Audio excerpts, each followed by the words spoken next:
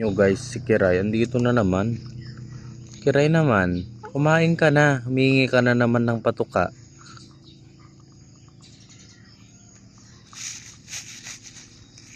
Yan po si Kiray, siya po ang bida sa ating manukan. Ayan, ito naman yung ano niya, barkada niya. Ayan, si Luis. Mga kwan yan, host nila sa Guwing Bulilit guys.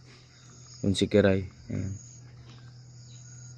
Yan si Luis guys, anak ni Kwan, Edo Manzano. Yan si Edo Manzano guys. Oh. Yan si Edo. Edo! Oh. Yan si Edo guys. Edo Manzano. Ito naman guys si Luis. No? Hello Luis! Kapogi ni Luis. Tignan nyo naman guys. Oh. Oh. Ano naman si Kwan, Mrs. niya, si... Pangalan na ba ni Mrs. ni Luis Manzano? Si ano?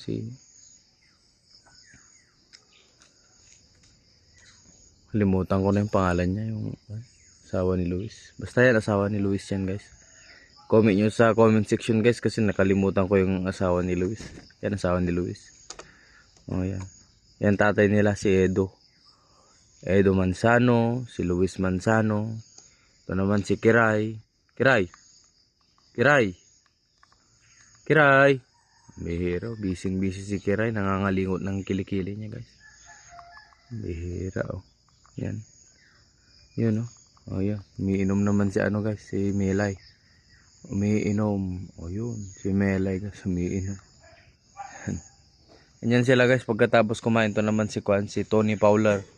Ayan. So. Mabait nila. Kasi pinangalanan ko ng Tony Fowler to guys. Kasi alam nyo malusog.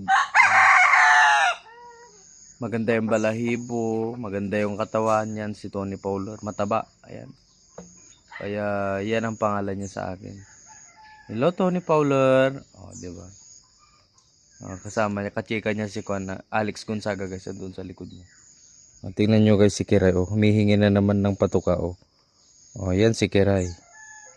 Yan. Humihingi ng patuka yan guys. Kinakawawa niya yung ano ko, yung kamay ko. So guys, ito ang ating munting manukan. Good morning guys. Have a nice day.